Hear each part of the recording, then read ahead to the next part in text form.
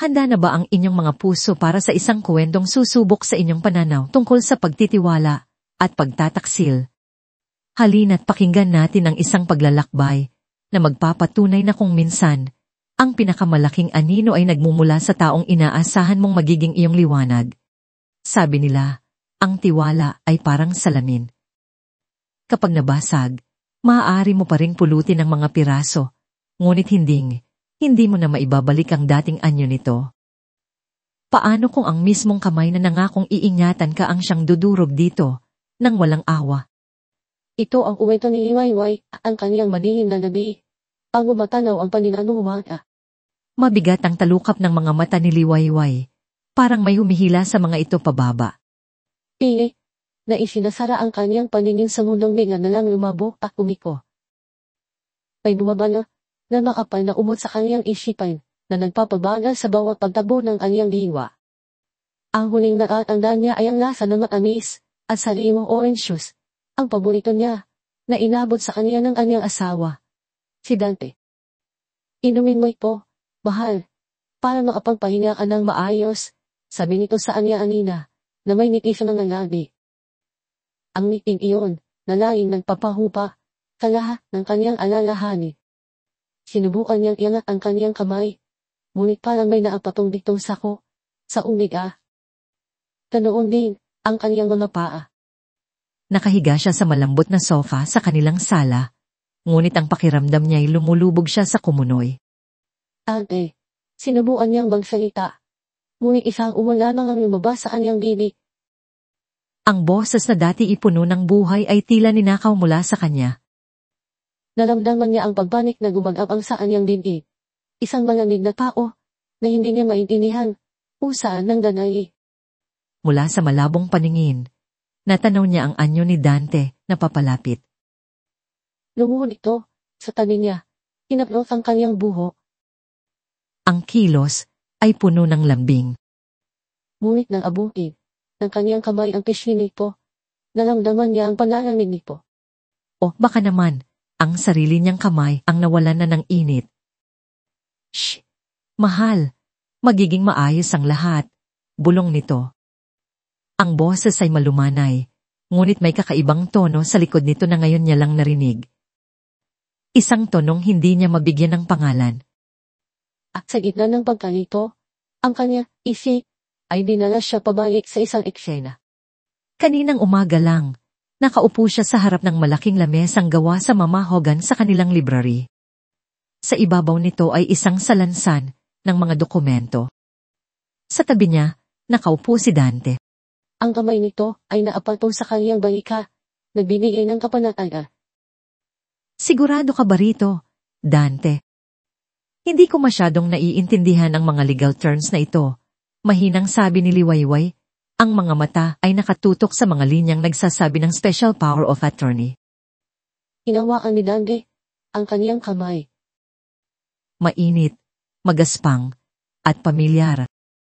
Ito ang mga kamay na nangakong aalagaan siya habang buhay.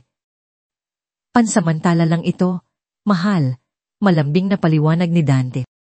Habang nagpapagaling ka, kailangang may asikaso ng Di Makulangan Holdings. Ayokong stress ka sa mga desisyon sa boardroom. Ang gusto ko lang ay focus ka sa pagpapalakas. Ako na ang bahala sa lahat. Ito ay para lang mabigyan ako ng kapangyarihang pumirma para sa mga minor transactions. Isang formalidad lang. Tumingin si Liwayway sa mga mata ng kanyang asawa. Nakita niya roon ang aalala, ang pagmamahal. Ito ang lalaking minahal niya, ang lalaking pinagkaiwalan niya ng kanyang puso, ng kanyang buhay, at ngayon, ng pamana ng kanyang mga magulang. Tumango siya.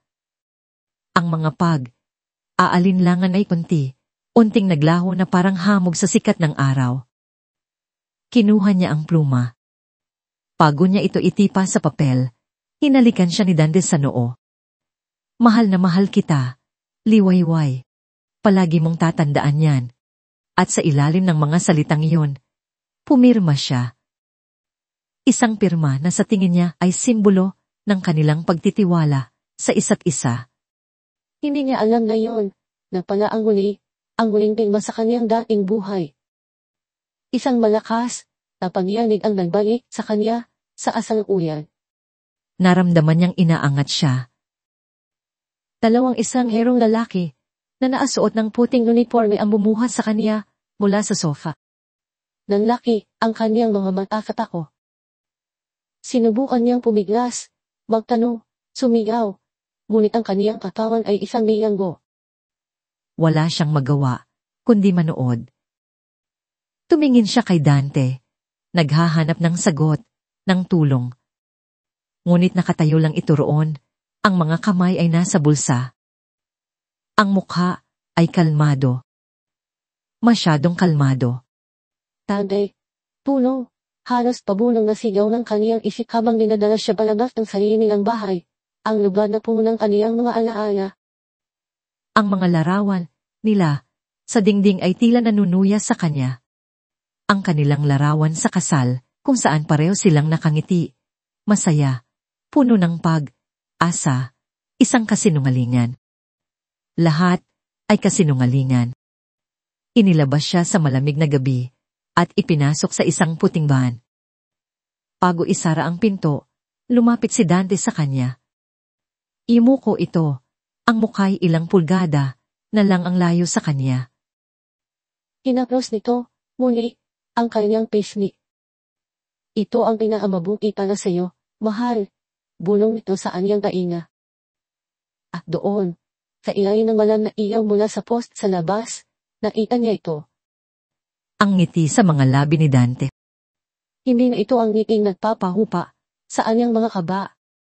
Hindi na ito ang ngiting puno ng init at pagmamahal. Ito ay isang ngiting malamig, isang ngiting puno ng tagumpay, isang ngiting nakatatakot. Iyon, ang huling imaheng nakita niya bago, tuluyang isinara ang pinto ng van, at ang kadiliman, na kanina'y, nasa isipan niya lang ay tuluyan, nang lumangon sa anyang buong paligid. Ang huling narinig niya ay ang anda ng sasakyang palayo sa anyang tahanan, palayo sa kanyang buhay, palayo sa lahat ng kanyang inakalang totoo. Uli siyang nilangon ng kawalan ng malay, ang tanong na uli na umuukil-kil sa anyang isipan, bakit?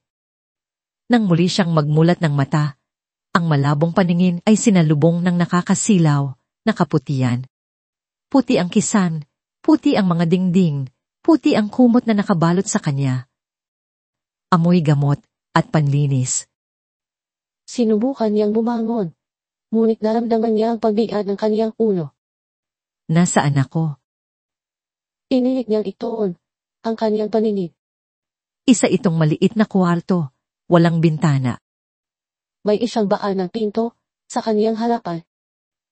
Habang pinoproseso ng kaniyang isip ang lahat, isang tunog ang pumunit sa atahimika. Isang tunog na nagpatindi sa lahat ng balahibo sa kaniyang atawan. Isang tunog na bumasag sa huling piraso ng asa na baka ang lahat ng ito ay isang masamang panaginip lang, ang malamig, matigas, at pinal na tunog ng kandadong isinasara mula sa labas. Ang tunog ng kandado, ang gumising sa bawat imay-imay ng kaniyang kaluluwa. Sa loob ng ilang saglit, nakahiga lang si Liwayway sa malambot, ngunit malamig na kama. Pinipilit paniwalay ng sarili na isa lamang itong masamang panaginip, isang bangungot na idinulot ng pagod at stress, na anumang oras ay gigisingin siya ni Dante sa kanilang silid, hahalikan siya sa noo, at sasabihing maayos ang lahat. Ngunit ang amoy na ang isakit na nanunood sa kaniyang ino, ang daspang ng puting damit na suot niya at ang bigat sa kaniyang dibdib ay nagsasabing ito ang katotohanan. Sinubukan niyang bumangon. Ang kaniyang ulo ay kumikil pa rin, ngunit ang epekto ng gamo na ipinainom sa kanya ay unti nang nawawala. Iginala niya ang kaniyang panini. Ang kwarto ay walang anumang personal na gamit. Walang bintana. Ang tanging palamuti ay ang rehas ng maliit na bintanilya ng bakal na pinto. Sa isang sulok ng pinto, may nakasulat na mga salita sa isang maliit na plaka. Bahay Paghilom Mental Wellness Institute. Bahay Paghilom. Isang mapait na tawa ang umawala sa aniyang lalamunan. Isang tawa na walang bakas ng saya, puno ng sakit at kabalintunaan. Ito ba ang pinakamabuti para sa kanya? Ang ipasok sa isang lugar para sa mga taong may sakit sa isip. Ang galit ay biglang pumalik sa kanyang pagkalito. Isang aalam ng galit para ay Dante, sa kanyang pagdataksir. Hindi ako baliw, sigaw niya. Ang boses ay paos at basag. Palabasin niyo ako dito. Nagkaamali kayo. Kinambas niya ang binto. Kinampas ng kaniyang mga palad. Hanggang sa namula ang mga ito. Tulungan niyo ako. Kinidnap ako. Ang asawa ko. Niloko niya ako. Ang mga yabag sa labas ay nagpatigil sa kanya. Umukas ang maliit na siwang sa pinto at isang pares ng mata ang sumili. Maamliway, kumalma po kayo. Sabi ng isang babaeng nasa katanghalang gulang na nakauniforme ng nurse. Ang boses nito ay walang emosyon. Sanay na sa mga ganitong eksena. Hindi ako kakalma. Tawagan mo ang pulis. Tawagan mo ang abogado ko. Desperadong pakiusap ni Liwayway. Ang siwang ay nagsara. Pagkaraan ng ilang sandali, narinig niya ang pagbukas ng kandado. Pumasok ang nurse, kasama ang dalawang malalaking lalaking orderly. May dala itong isang maliit na tasa na may lamang tableta at isang basong tubig. Oras na po para sa gamot ninyo, sabi nito, na para bang hindi narinig ang kanyang mga sinabi. Umiling si Liwayway. Umatras hanggang sa mapasandal siya sa pader. Ayoko. Wala akong sakit. Hindi ko kailangan yan. Lahat po ng pasyente dito ay kailangang uminom ng kanilang gamot. Matiyagang sabi ng nurse papalapit sa kanya. Para po ito sa inyo. Para kumalma kayo. Hindi ako pasyente. Halos mapasigaw niyang sabi. Ang luha ay nagsimula nang mamuo sa anyang mga mata. Biktima ako. Biktima o ng asawa ko. Ngunit ang kaniyang mga salita ay pumasok lang sa isang tainga ng nurse at lumabas sa abiya. Sumenyas ito sa dalawang orderly. Bago pa man maapalag si Liwayway, ang kaniyang mga braso ay hinawakan na nang mahigpit. Pinilit niyang buksan ang kaniyang bibi. Ang pait ng tableta ay lumampit sa kaniyang dila bago siya sa pilitang pinainom ng tubig. Wala siyang nagawa. Ang kaniyang lakas ay hindi sapa. Ang kaniyang boses ay walang halaga. Sa loob ng bahay, pag-inom, ang kaniyang katotohanan ay isa lamang sindumas ng kaniyang kabaliwan. Habang pinapanood niyang lumabas ang mga ito at muling isara ang pinto, napaupo siya sa saig, yakap ang kaniyang mga puhod. Doon, sa malamig na sahig ng puting kuwarto, umiyak siya ng umiyak.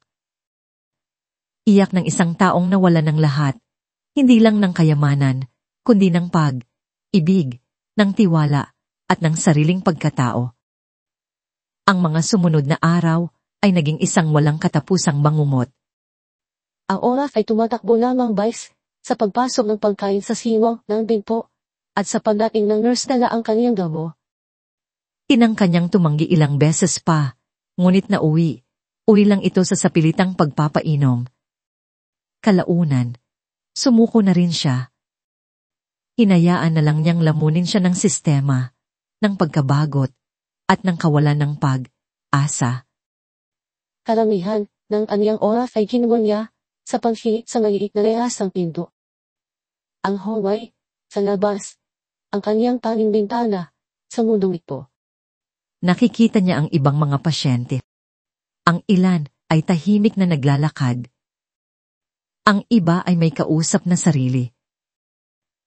Nakikita niya ang mga staff, abala, walang pakialam. Ang mga mukha ay pagod at walang emosyon.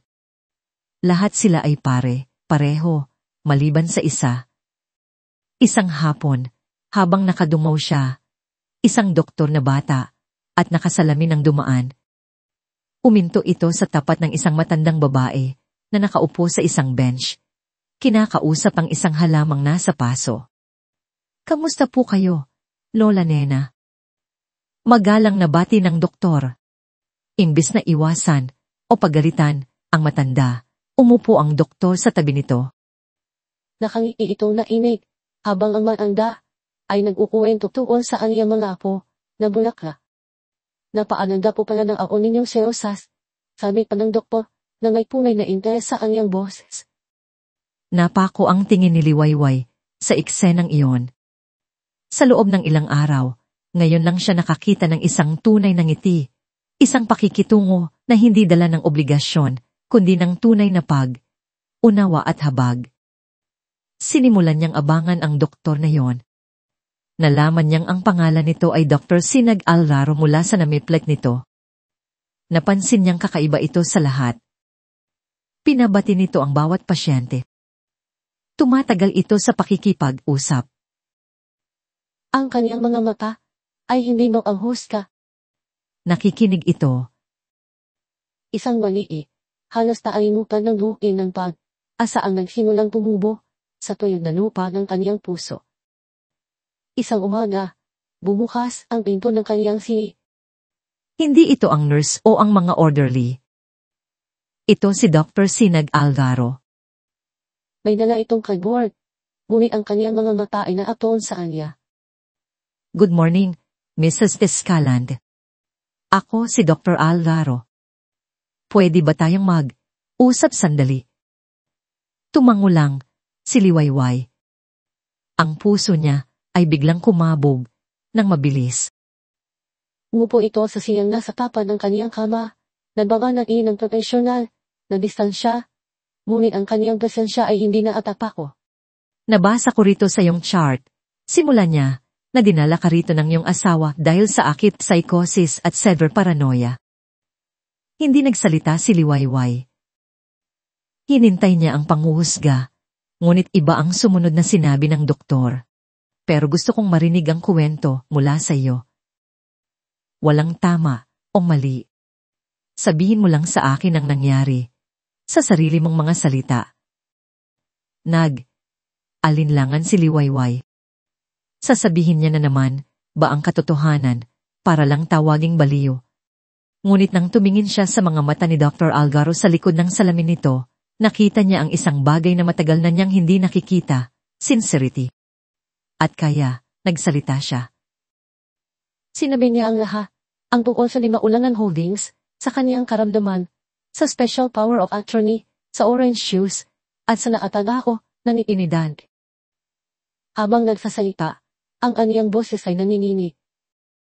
Ang mga luha ay muling dumaloy, ngunit hindi siya tumigil. Sa buong oras na yon, hindi siya pinutol ni Dr. Alvaro. Nakikinig lang ito. Paminsan-minsan tumatango.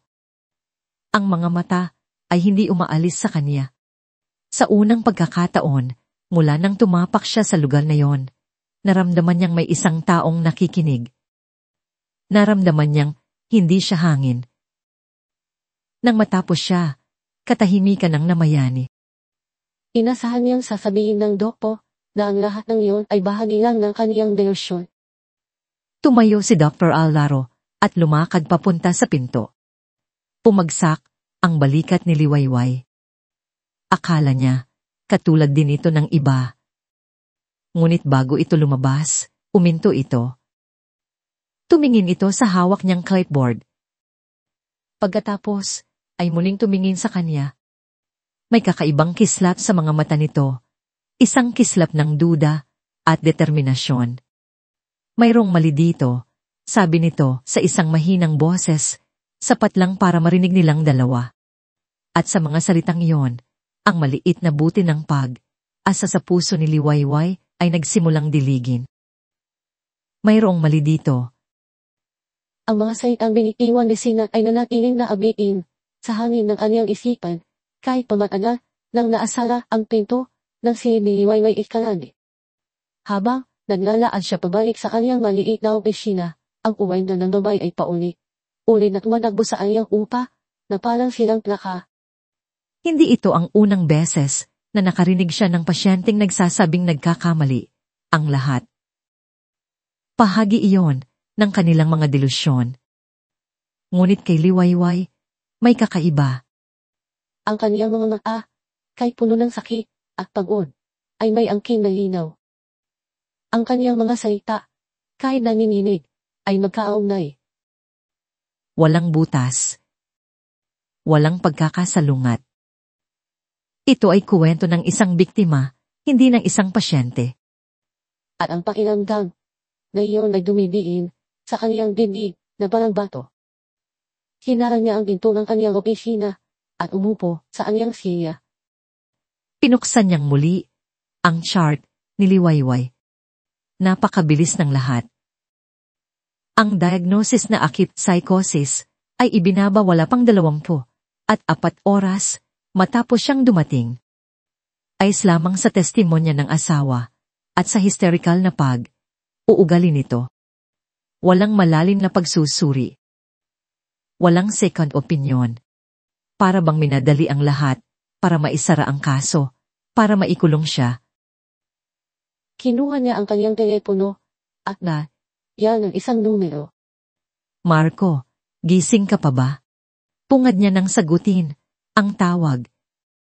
Sinag, napatawag ka. Hapon ng gabi, pare.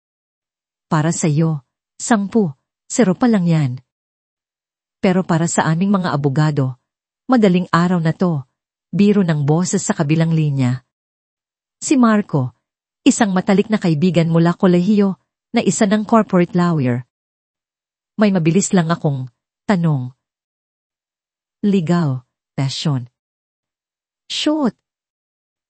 Kaano ka na ipukailan ng magbaso ng isang tao, sabihin, nating asawa, sa isang mental institution laban sa kanyang kagustuhan? Tanong ni Sinag, sinisigura ng mahina ang kanyang boss. Narinig niya ang upo ni Marco nang mas maayos sa kabilang linya. Hindi. Seryosong tanong yan. Sa totoo lang, dapat mahirap. Kailangan ng multiple psychiatric evaluations, court orders, sa mga malalang kaso, at matibay na ebidensya na panganib siya sa sarili niya o sa iba. Pero alam mo na, may mga loofo. Lalo na kung mayaman ang pamilya. Kung ang asawa ang may hawak ng lahat ng medical records, kung makakauha siya ng isang doktor na magpapatunay sa kanyang sinasabi, pwede niyang pamilisin ang proseso. It's messy, but it's possible. Bakit mo natanong? May kaso ka ba diyan? Wala. Isang hypothetical situation lang. Salamat, Marco.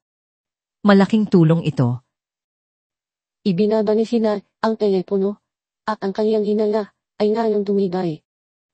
Ang kuwento ni Liwayway ay hindi lang isang kuwento.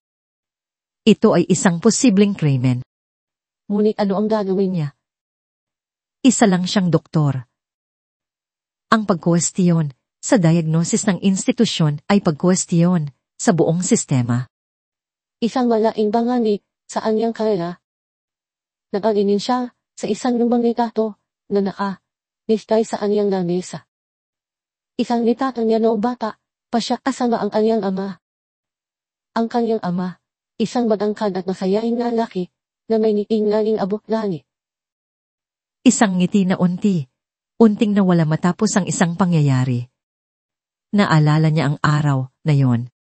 Umuwi ang kanyang ama mula sa trabaho ng mas maaga kaysa karaniwan. Walang dalang pasalubong. Walang ngiti. Umupo lang ito sa kanilang sofa at tumitig sa kawalan. Ang kanyang ama, si Mang Lino, ay ang loyal na accountant ng Dinaulangan Holdings. Sa loob ng 20 taon, itinuwing niyang pamilya si Mr. Makulangan, ang ama ni Liwayway. Ngunit nang pumanaw ang matanda, mabilis na nagbago ang lahat. Isang bagong management ang pumasok sa pangunguna ng manugang nitong si Dandy Escalante. Inanggal ako sa trabaho, sabi nito sa anya noon. Ang boses ay basag. Redundancy raw, pagbabawas ng tao. Pero ang totoo, pinalitan nila kaming mga matatanda ng mga bata nila. Nakita ni Sinag kung paano nadurog ang kaniyang ama, hindi dahil sa nawalang trabaho, kundi dahil sa nawalang dignidad. Ang kaniyang katatatan ay binaliwala. Ang kaniyang mga taon ng serbisyo ay itinaon na parang basura.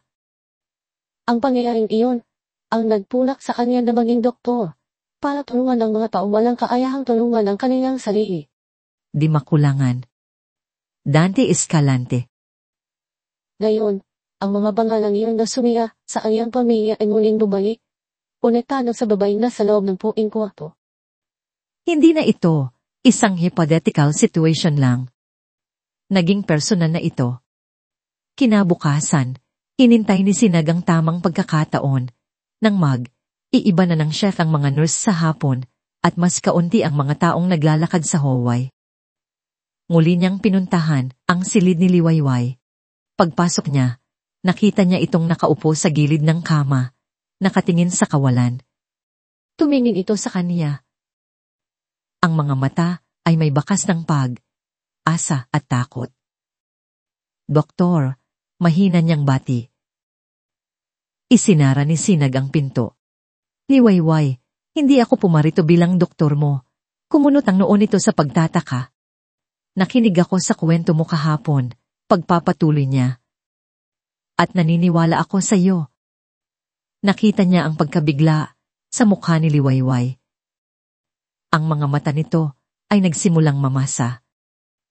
May gusto akong ikuwento sa iyo, sabi ni Sinag at umupo siya sa silya. Tungkol sa aking ama. Siya si Lino Alvaro. Naging accountant siya sa Di Makulangan Holdings sa loob ng 20 taon.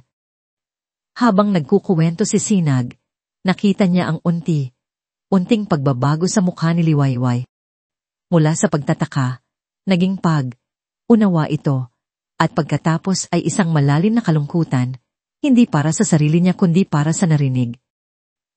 Ang asawa mo, si Dante Escalante, siya ang nagtanggal sa tatay ko, pagtatapos ni Sinag. Hindi ko ito ginagawa para maghiganti, Liwayway. Sinasabi ko ito sa iyo para maintindihan mo na alam ko kung paano manira ng buhay ang asawa mo, at hindi ko hahayaang gawin niya ulit iyon sa iyo. Sa unang pagkakataon, nakita ni Sinag ang isang maliit na ningas ng pakikipaglaban sa mga mata ni Liwayway. Anong gagawin natin? Lumapit si Sinag. Ang kaniyang boses ay isang bulong na. Tutulungan kitang makatakas dito. Nanlaki ang mga mata ni Liwayway. Pero paano? Ang lugar na ito, bantay sarado. Walang perpektong sistema, sabi ni Sinag. Alam ko ang bawat sulok ng lugar na ito. May blind spot ang CCTV camera malapit sa service exit sa likod. Ang gwardiya doon, tuwing gabi. Si Mang Olas, laging natutunog sa kanyang shift. Kailangan lang nating itakda ang tamang oras. Pinagmasdan niya ang reaksyon ni Liwayway. Nakita niya ang takot, ngunit mas nangingibabaw ang determinasyon. Tumango ito, dahan sa simula. Pagkatapos, ay may buong loob na. Pero doktor, bakit? Bakit? Tanong ni Liwayway. Ang boses ay puno ng aalinlangan. Bakit mo isinusugal ang lahat? Ang iyong lisensya, ang iyong trabaho, para sa isang taong ngayon mo lang nakilala. Tinitigan siya ni Sinag ng diretsyo sa mata. Ang lahat ng sakit ng nakaraan at ang bigat ng kasalukuyan ay nagsama sa isang sagot. Dahil alam ko ang pakiramdam ng may ipinaglalaban na inagaw sa iyo. Ang gabi ay hindi kailanman naging ganito kasikip para kay Liwayway. Tunog sa labas ng kaniyang siri ay nagpapatindig ng kaniyang balahibo. Ang yabag ng iisang orderly na nagroronda. Ang kalansing ng mga susi. Ang mahinang ugong ng fluorescent light sa hallway. Ang kaniyang puso ay tumitibok ng napakabilis at napakalakas na parang bang gusto nitong umawala sa kaniyang bibi. Ulit niyang pinipisi ang kaniyang mga kamay para pigilan ang paninili. Ang plano ay simple, ngunit ang panganib ay nakababaliw. Ayon kay Sinag, eksaktong 3:01 ng madaling araw, gagawa siya ng ingay sa kabilang wing ng gusali, isang aksidenteng pagbagsak ng isang metal na tray sa kusina. Sapat na para makuha ang atensyon ng iisang orderly sa sahig na ito. Sa sandaling umalis ang orderly, para tingnan ang nangyari, mayroon siyang eksaktong 2 minuto. 2 minuto, para buksan, ng asabot nilang nurse ang kaniyang bento. 2 minuto, para tahimik na tawirin ang pasilyo. 2 minuto, para marating ang service exit, kung saan naghihintay si Sinag. 2 minuto, para mabawi ang kaniyang buhay. Ang kasabot nila ay si Aling Nita, isang matandang nurse na malapit ng magretiro. Siya ang inutusan ni Sinag na magdala ng pagkain kay Liwayway kaninang gabi. Sa ilalim ng plato ng kanin, may isang maikling sulat, "Maghanda ka ngayong gabi." Ayon kay Sinag, si Aling Nita ay may utang na loob sa kaniyang ama. Sapat na yon para tumulong. Pinili ni Wayway na magsuot ng itim na pantalon at blusa na ipinusin ni Aling Nita sa kanyang anina na itinango sa ilalim ng kaniyang unan. Malamig ang tela sa kaniyang bala o baka naman ang sarili niyang pako pang nalalamig sa kanya. Tumingin siya sa orasan sa pader. 12, 58. Pumpong, hininga siya ng malalim. Sinubukang paanayin ang nagmawalang kabayo sa kaniyang dibdib. Kaya mo to, Liwayway. Para sa iyo to. Para sa katarungan. 12, 59. Pumikit siya at inalala ang mukha ni Danay. Ang kaniyang ngiti bago siya ipinasok sa van. Ang alaala ay hindi na nagdulot ng sakit, kundi ng aalab na determinasyon. Hindi siya mananatiling biktima. Hindi. Eksakto alas, 3, narinig niya ito, isang malakas, matinis na kalabog mula sa malayo. Sinundan ito ng tunog ng mga nabasag na pinggan. Agad siyang tumayo. Ang buong katawan ay alerto. Narinig niya ang pamamagaling yabang ng orderly sa labas ng kaniyang pinto, palayo. Ito na. Lumipas ang 10 segundo. 15 segundo. Nasaan na si Aling Nita? Ang 2 minuto ay nagsimula ng tumakbo. Pakaumatras ito. Pakanatakot. Ang asa sa kaniyang dibdib ay nagsimulang haluan ng pagdududa. Pagkatapos, isang halaf hindi marinig na aligot sa kaniyang pinto. Dahang bumukas ito, sapat lang para makalabas siya. Nakatayo roon si Aling Nita. Ang mukha ay balisa, ngunit ang mga mata ay determinado. Hindi ito nagsalita. Tumango lang ito, at sumenyas na sumunod siya. Bawat abang ni Liwayway sa pasilyo ay parang isang dagundong sa kaniyang kaina. Ang sahig na linoleum ay tila sumisigaw sa bawat tapak. Iniiwasan niya ang pagtingin sa mga rehas ng ibang silid, natatakot na baka may isang pasyenteng gising na sisigaw at sisira sa lahat. Ang kaniyang pag-ina ay nagbabaw at mabilis. Sinanyasan siya ni Aling Nita sa isang pasilyo sa kanan. Ito ang daan patungo sa service area. Mas madilim dito at amoy luma at alikabok. Habang papalapit sila sa dulo, natanaw ni Liwayway ang isang maliit na ilaw na nagmumula sa esitseg na kulay pula. Malapit na sila, ngunit bigla silang napatigil. Isang boses ang narinig nila mula sa likuran. "Oy, sino yan?" Ang boses ng orderly. Pumalik ito ng mas maaga kaysa inaasahan. Nanigas si Liwayway sa kaniyang inatatayuan. Tapos na. Uli na sila. Ang kaniyang mga binti ay tila napako sa sahig. Ngunit tinulak siya ni Aling Nita. "Akbo na, hiya. Huwag kang lilingon. Ako na bahala dito." Sigaw nito sa mahinang boses. Hindi na isip pa si Liwayway. Tumakbo siya. Narinig niya ang sigaw ng orderly, ang pagmamadaling yabag nito papalapit, at ang boses ni Aling Nita na sumisigaw. "Naku, nadulas ako. Tulungan mo ako dito. Iyo. Isang sakripisyo, isang pagkakataon. Itinulak niya ang mabigat na pinto ng service exit.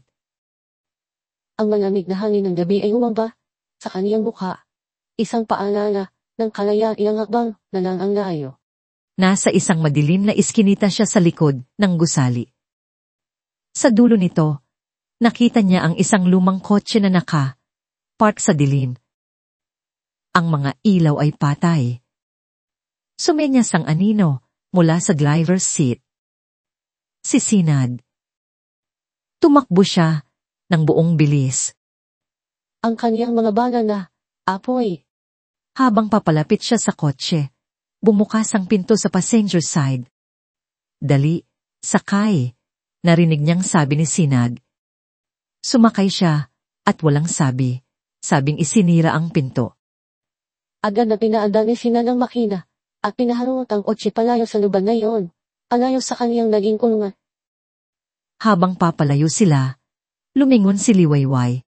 Tinitigan niya ang malaki at walang buhay na gusali ng bahay, paghilom, hanggang sa maging isa na lang itong maliit na tudok sa kadiliman. Nang hindi na niya ito matanaw, doon pa lang siya huminga ng malalim, isang hiningang pinaghalong pagod, akot, at higit sa lahat, kaluwagan. Malaya na siya. Hinihinto ni Sinag ang kotse sa isang tagong lugar, ilang kilometro ang layo. Pareho silang humihingal. Inubad nito ang kaniyang jacket at iniabot sa kanya. Suotin mo. Baka giniginaw ka. Salamat, sabi ni Liwayway. Ang boses ay nanginginig pa rin. Kinuha niya ang jacket at isinuot. Amoy ligtas. Si Aling Nita. Huwag kang alala. Ang pinakamasamang mangyayari sa kanya ay masiselmunan siya, sabi ni Sina. Mas mahalaga na nakalabas ka. Katahimikan ang namayani sa loob ng kotse. Tanging ang tunog lang ng kanilang paghinga ang maririnig. Tumingin si Liwayway sa side mirror. Sa ilalim ng madilim na ilaw ng duwan, halos hindi na niya makilala ang kaniyang sarili. Ang kaniyang buhok ay magulo. Ang kaniyang mukha ay paya at mapuk na. At ang kaniyang mga mata ay may bakas ng tako. Ngunit mayroon ding isang bagong apoy. Isang apoy na hindi pa niya nakikita dati. Isang apoy ng galit. Hindi pa tayo tapos, Dante. Pumaling siya kay Sinag. Saan tayo pupunta? Sa isang lugar kung saan hindi kanya mahahanap. Isang lugar kung saan pwede kang magsimulang muli. Sagot ni Sinag bago muling pinaandar ang kotse. Hindi na nagsalita si Liwayway. Iinanda niya ang kaniyang ulo sa bintana at pinanuot ang mga ilaw ng syudad na kaniyang iniiwan. Neto na kaniyang tinataha ay isang netrong palayo sa aniyang magiging na naaraa. Ngunit alam niya sa aniyang puso na hindi siya tumatakas para lang magtago. Tumatakas siya para maghanda, para lumaban. Lumipas ang 3 buwan. Ang Baryo Silangan ay isang maliit at tahimik na bayan sa tabing dagat. Malayo sa ingay at gulo ng syudad. Dito, ang oras ay tila mas mabagal. Ang hangin ay sariwa at may amoy ng alat. Ang tunog ng mga alon na humahampas sa dalampasigan ang nagsisilbing musika mula umaga hanggang gabi. Dito, dinala ni Sinag si Liwayway. Sa isang maliit na bahay bakasyunan na aari ng isang tiyahin niya na nasa abroad. Ito ang naging kanlungan ni Liwayway. Ito niya sinimulang punukin ang mga basag na piraso ng kaniyang pagkatao. Ang unang ilang linggo ay mahirap. Inigising siya ng mga bangungot sa gabi. Sa umaga, madalas siyang nakatitig lang sa karagatan. Ang isip ay lumilipad, pabalik sa sakit ng pagtataksil. Ang Liwayway na dating puno ng buhay at tiwala ay napalitan ng isang aninong puno ng pait at takot. Si Sinag ay bumibisita tuwing Sabado't Linggo, dala ang mga pagkain, gamit, at balita. mula sa syudad. Iniulat niya na opisyal nang idineklara ng bahay. Paghilom na tumakas si Liwayway. Si Dante, sa harap ng publiko, ay nagkunwaring 100. Aalalang asawa, aalok ng tubuya para sa sinumang maaita sa aniyang may sakit na asawa. Isang perpektong pagganap. Isang hapon, habang naglalakad sila sa dalampasigan, sinabi ni Liwayway ang mga salitang babago sa lahat. Hindi ako pwedeng magtago na lang dito habang buhay. Sinag, sabi niya, ang mga mata ay nakatuon sa papalubog na araw. Habang nagpapaasasa siya sa perang hindi kanya. Habang sinisira niya ang pangalan ko at ang pamana ng aking mga magulang. Anong plano mo? Anong ni Sinag? Ang boses ay maingat. Umarap si Liwayway sa kanya. Sa unang pagkakataon, sa loob ng maraming linggo, ang mga mata nito ay hindi na puno ng luha, kundi ng apoy. Ang Liwayway na kilala niya ay patay na. Ang babaeng mahina at sunuran. Kung gusto ko siyang labanan, kailangan kong maging ibang tao.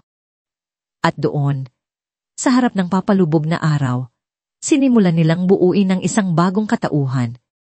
Isinilang si Mahalina Reyes. Ang pagbabago ay nagsimula sa pisikal. Ang mahaba at anong buhok ni Liwayway na laging hinahangaan ni Dante, ay ginupi, isang modernong bobcat na nagbigay ng taras at kapangyarihan sa kaniyang muka. Ipinatago niya ang kanyang mga lumang dami, mga beste ng malalambot ang tela at kulay, at pinalitan ng mga damit na may estruktura at matitingkad na kulay, itik, pula, na libro. Mga damit ng isang babaeng hindi natatakot, kumuha ng espasyo.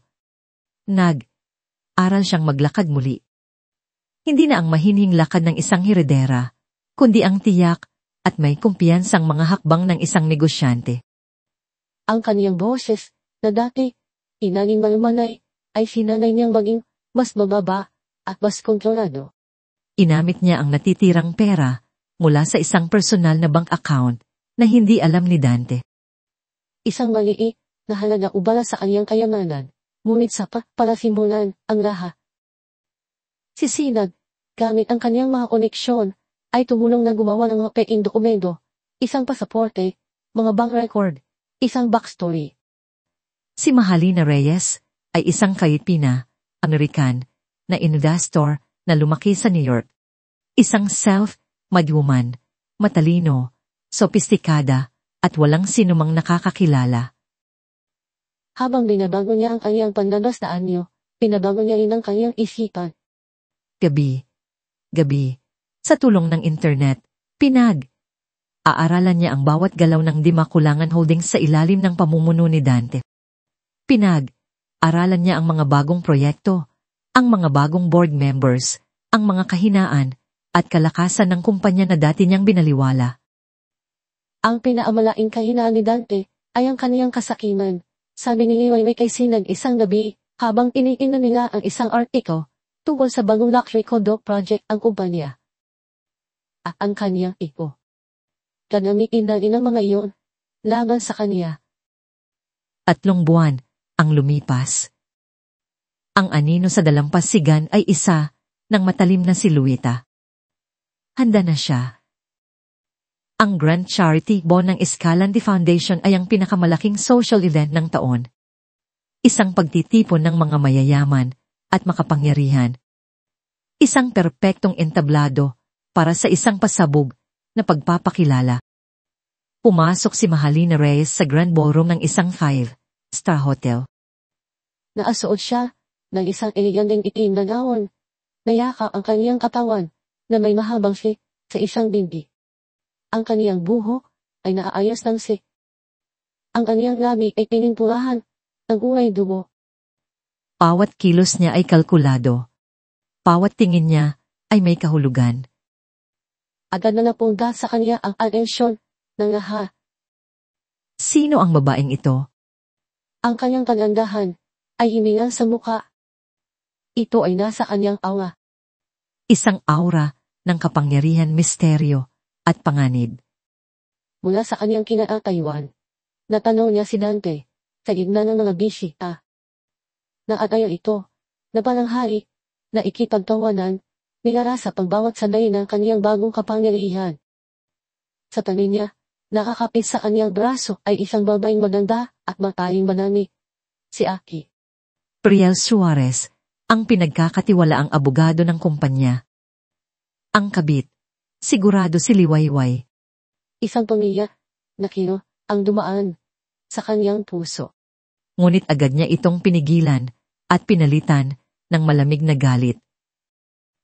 Nagsimula siyang maglakad, hindi patungo sa kanila, kundi sa isang direksyon, kung saan alam niyang magkakasalubong ang kanilang landas.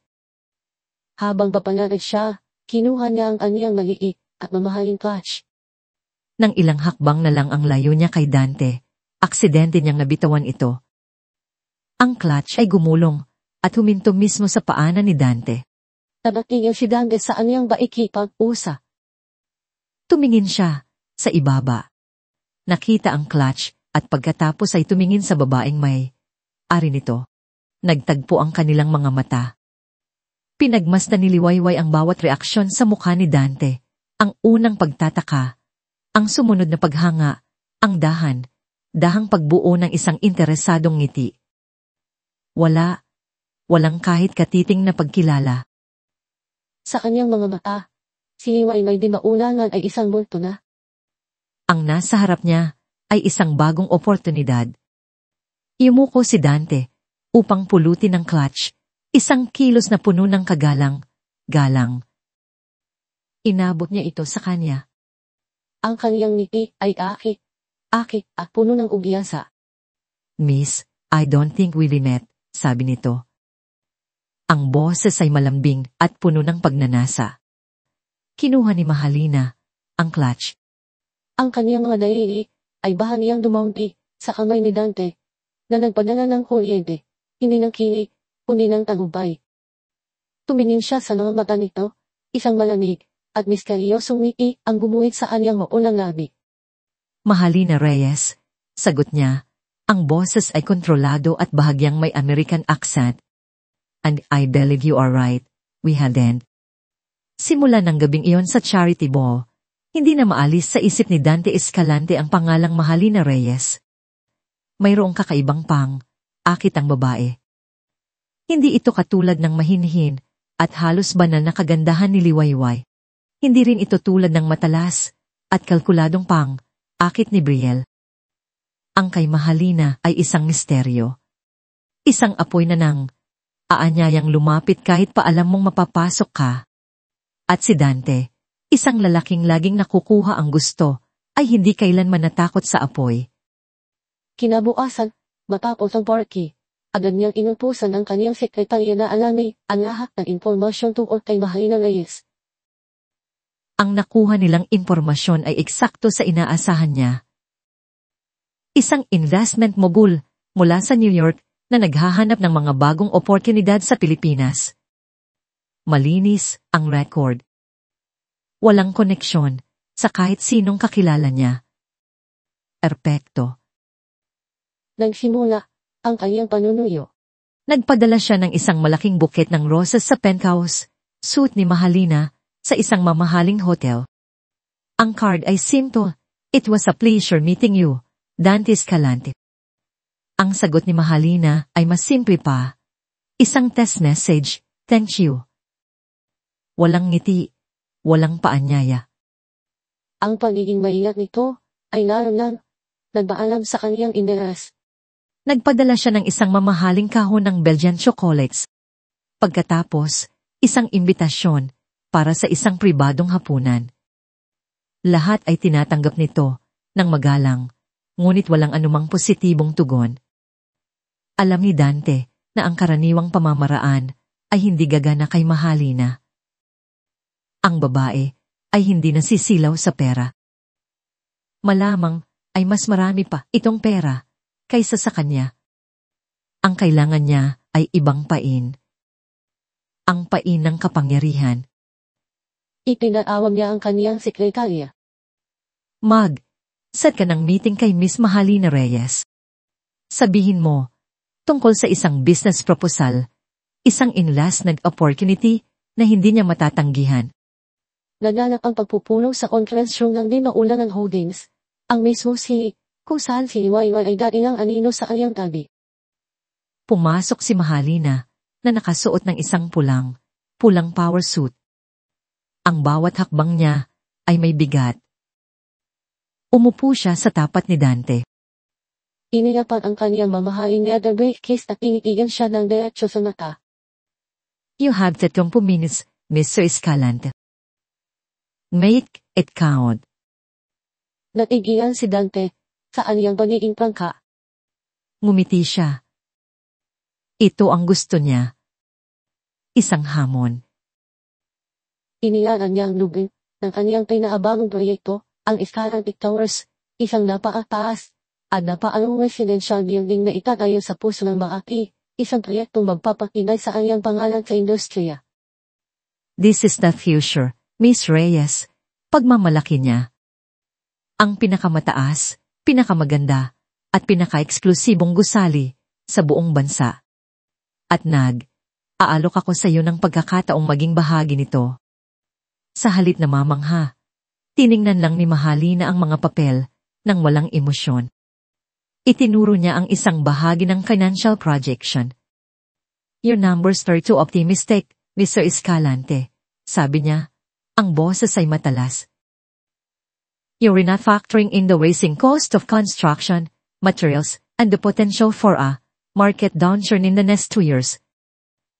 Masyadong malaki ang iyong risk exposure. Natamin si Dante. Walang sino bang ang nangahas na kwestiyonin ang kaniyang mga plano noon. Lahat ay tumatangulan. Ngunit ang babaeng ito, Nakita niya ang buta sa kanyang plano sa loob lamang ng 5 minuto. I can see you done your homework, sabi ni Dante. Kinisikap na itago ang kaniyang pagkaita. always do, sagot ni Mahalina. Hindi ako invest based sa magagandang pangako, Mr. Escalante. Invest ako based sa datos. Tumayo siya. But, I admit, the project has potential. Tignan mo, ako ng mas makatotohanang proposal. Sakaling magbago ang isip ko. Bago pa man makasagot si Dante, tumalikod na ito at naglakad palabas ng silid. Naiwan siyang nakaupo. Hindi alam kung dapat ba siyang mainis o lalong humanga. Ang babae ay hindi lang maganda. Matalino ito, matalin, at ang iisip na makuha ang respeto at ang investment ng isang tulad niya ay mas lalong naging kaakit. Akit para kay Dante. Ang pagsaop ay Mahalina Reyes ay nagiging isang punay na simbolo ng kaniyang tagumpay. Sino ba talaga yung Mahalina Reyes na yan? Ang tanong ay bumasag sa katahimikan sa loob ng penthouse ni Dante. Nakatayo si Brielle Suarez malapit sa bintana, hawak ang isang cup ng alak. Ang mukha ay seryoso. Kakaalis lang niyang mula sa isang meeting sa ibaba at narinig niya ang tungkol sa naging pagpupulong. Isang bagong player sa market. Malaking isda, sagot ni Dante, habang nagbubukas ng sarili niyang bote ng whiskey. Mukhang nahuli ka na niya sa aniyang bingwi. Sabi ni Bria, may bayad ng panuluya sa aniyang boses. Lumapit ito sa kanya. Dante, ilang linggo mo nang hinahabol ang babaeng yan. Nagpapadala ka ng mga regalo. Set ka pa ng espesyal na meeting. Hindi mo yan ginagawa. Business to, Brielle. Malaki ang maitutulong niya sa Escalante Towers, pagdadahilan ni Dante. Business ba talaga? Tinitigan siya ni Brielle sa mata. O baka naman, may iba ka nang gustong isunod sa yapak ni Liwayway. Isang bagong mayaman na mapapakinabangan. Nainis si Dante sa paratang kahit pa may katotohanan ito. Huwag mo kaming ipula sa kanya. Si Liwayway ay mahina. Iba ito. O, iba nga, sabi ni Bea. Ang kanyang mga mata ay naniningit sa pag-iisip. Masyadong perpekto. Bigla na lang siyang lumitaw. Walang nakakakilala sa kanya. Pinuntahan ko siya sa lobby ng hotel niya kanina. Nagkataon lang. Napatingin si Dante sa kanya. Anong ginawa mo? Nakipagkilala. Sinubukan kong kausapin. Magaling siyang sumagot sa mga tanong ko. Masyadong magaling. Para bang inaaral niya ang bawat kilos niya, ang bawat salita. Uminog si Brian mula sa kanyang kapia. May kakaiba sa babaeng yan, Dante. Ingat ka. Iminakilang ni Dante ang kanyang sinabi. Nagsaselos ka lang, Brielle. Huwag kang alala. Alam ko ang ginagawa ko. Sana nga, bulong ni Brielle habang tinitingnan ni Dante ang skyline ng syudad. Ngunit ang isip niya ay nasa babaeng may mga matang nangungusap ng misteryo. Hindi niya ito titigilan. Hindi hindi niya ito nakukuha. Hindi niya alam na habang pinaplano niya ang kaniyang susunod na hakbang, ang daga na kanyang hinahabol ay ang siyang naglalata ng sarili nitong bitan. Habang si Liwayway, sa katauhan ni Mahalina, ay abala sa paglalaro ng isang mapanganib na laro kasama si Dante, si Sinag naman ay may sariling misyon na tinatrabaho sa anino. Alam niyang hindi pa na mauha ng Liwayway ang kaniyang pera, pagay. Para tuluyang managot si Dante sa batas, kailangan nila ng matibay na ebidensya. Isang ebidensya na magpapatunay na ang pagpapakulong kay Liwayway sa bahay, paghilong ay isang sinadyang krimen, at ang ebidensyang iyon ay nasa loob mismo ng institusyon. Kailangan niyang makuha ang orihinal na kopya ng admission, order ni Liwayway. Ang gawain ay mas mahirap kaysa inaakala. Ang lahat ng mga dokumento ng pasyente ay itinatago sa records room, isang silid na laging nakakandado at mahigpit na binabantayan. Ang tanging may access dito ay ang hospital administrator at ang head records clerk, 2 taong kilala sa kanilang katapatan sa management. Nagplano si Sinag ng mabuti. Aralan niya ang schedule ng mga gwardiya, ang oras ng uwi ng mga staff, at ang layout ng buong gusali. Pagkatapos ng 2 linggong pagmamanman, nakita niya ang isang pagkakataon. Isang Biyernes ng gabi, may gaganaping staff appreciation night sa ospital. Karamihan sa mga empleyado, kasama na ang administrator at ang clerk, ay magiging abala sa selebrasyon. Ito ang kaniyang pagkakataon. Nagsuot siya ng kaniyang karaninang uniform. Ngunit sa ilalim nito, ang kaniyang puso ay dumadagundong sa kaba. Bawat pagbagay sa kanya ng mga kasamahan ay tila may kasamang inala. Bumiki siya na ipagbiruan, ngunit ang kaniyang isip ay naapoon sa kanyang misyon. Nang magsimula na ang programa sa social hall, dahan siyang tumakas. Lumiko siya sa isang hindi pamilyar na pasilyo, ang daan patungo sa administrative wing. Mas tahimik dito, mas malamig. Bawat yabag niya ay umaalingaw-ngaw. Nakarating siya sa tapat ng pinto na may markang records, nakakandado gaya ng inaasahan. Mula sa kaniyang bulsa, inianak niya ang isang set ng manipis na meda na lapiks na binili niya online. Ilang linggo niyang aralan ang paggamit nito sa pamamagitan ng mga video tutorial. Ngunit iba pa rin kapag ginagawa mo na talaga. Ang kaniyang mga kamay ay nanginginig at pinagpapawisan. Ang tunog ng bawat maling pagpihit sa kandado ay parang isang sigaw sa katahimikan. Ilang beses siyang napahinto. Pinakikinggan kung may paparating. Wala. Pagkatapos ng halos 5 minuto, na parang 5 taon, isang mahinang krik ang kaniyang narinig. Umukas ang pinto. Mabilis siyang pumasok sa loob at isinara ito nang walang ingay. Ang silid ay madilim, maliban sa liwanag ng buwan na tumatagos sa bintana. Amoy lumang papel. Libong mga folder ang nakasalansan sa mga bakal na estante mula sa hig hanggang kisan. Isang dagat ng mga kuwento at mga sikreto. Pinuksan niya ang maliit na flashlight mula sa kaniyang telepono at sinimulan ang pag-ahala. Eskalante. Aabutin siya ng magdamag kung isa, Isa niyang hahanapin, ngunit may ideya siya. Ang mga folder ng mga bagong pasyente ay dapat nasa isang hiwalay na kabinet, at naroon nga, isang kabinet na may label na new admissions. Nguli, nakakandado ito, ngunit mas madali na itong buksan. Nanginig ang kaniyang mga kamay habang binubuklan ang mga folder.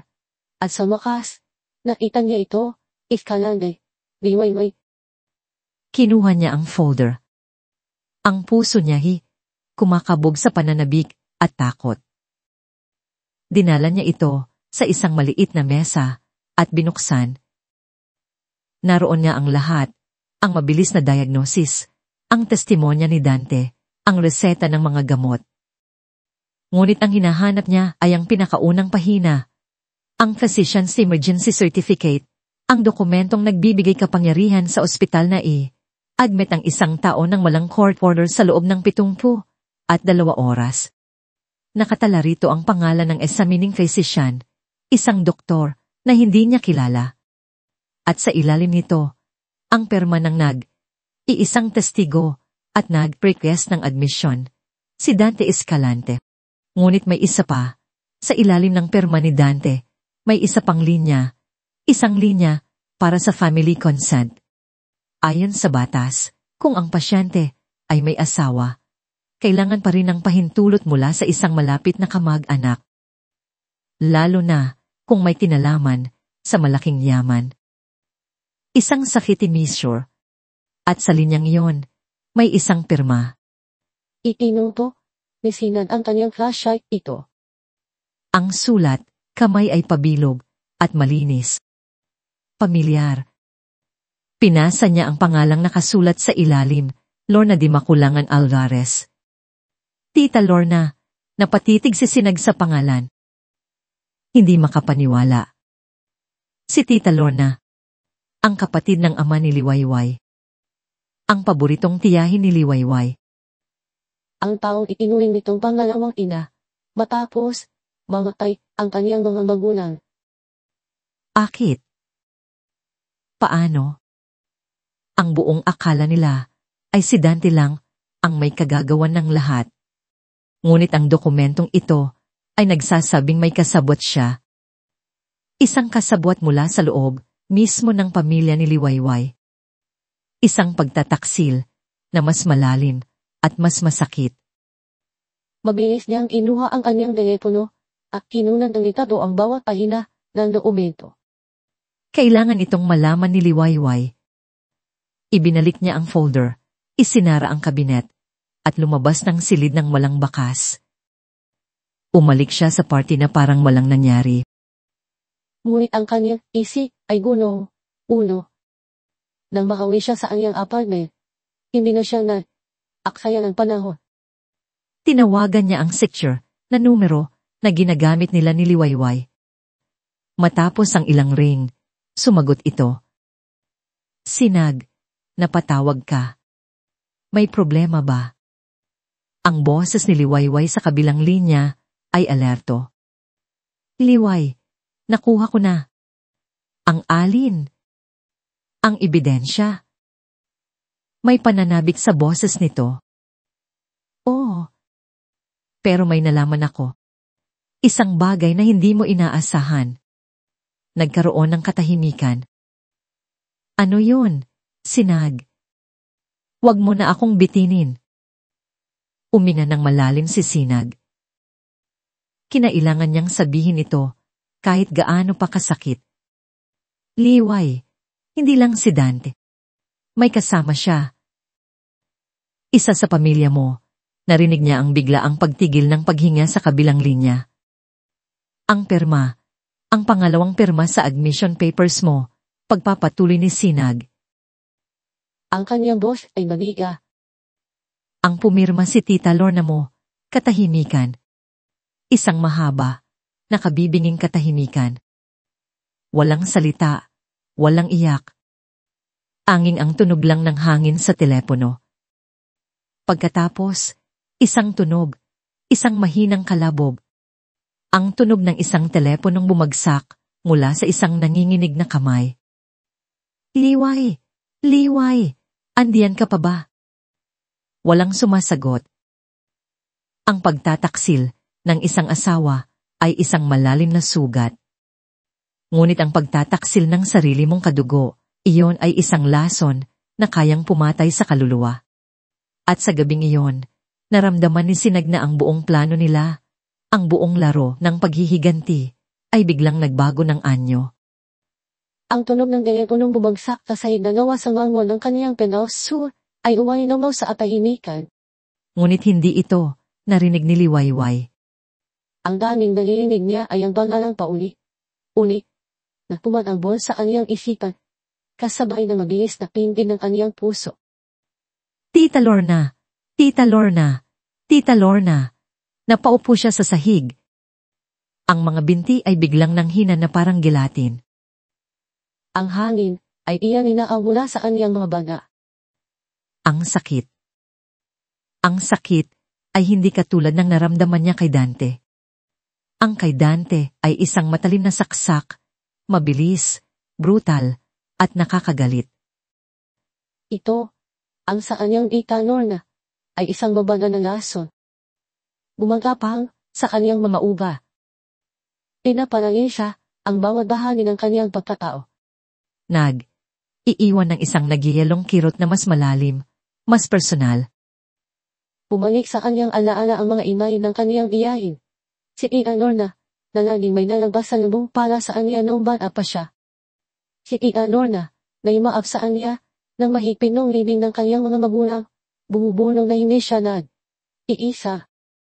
Si Tita Lorna, na humiti, at umiyak sa kaniyang kasal. Nagkasabing masaya siyang naida siyang maligaya. Lahat ba yon ay kasinungalingan? Ang mga luha ay nagsimulang dumalay sa kaniyang mga pisngi. Ngunit hindi ito mga luhang tulad ng dati. Ang mga luhang ito ay hindi mainit. Ang mga ito, malamig. Malamig na parang yelo. Kasabay ng bawat papa, ang nagkikirang lambot sa kaniyang puso, ay nagsimulang tumiga. Hindi na ito laro ng pagbawi sa pera. Hindi na ito simpleng paghihiganti sa isang taksil na asawa. Personal na ito. Pinunasan niya ang kaniyang mga luha, kami, ang likod ng kaniyang kamay. Tumayo siya. Ang kaniyang mga binti ay nanginginig pa rin. Ngunit ang kaniyang mga mata ay may bagong liwanag. Isang liwanag na mapanganib at walang awa. Kung nagawa nilang pagtaksilan siya ng sabay, aawayin niya sila ng sabay. Hahanapin niya ang mga bitak sa kanilang pader ng kasinungalingan at wawasakin niya ito mula sa loob. Kinabukasan, tumawag si Mahalina Reyes sa kaniyang tita Lorna, na isa ring board member ng Dimaulangan Holdings. Ipinakilala niya ang kaniyang sarili bilang isang potensyal na investor na interesado sa mga proyektong hawak ng kaniyang iyahe.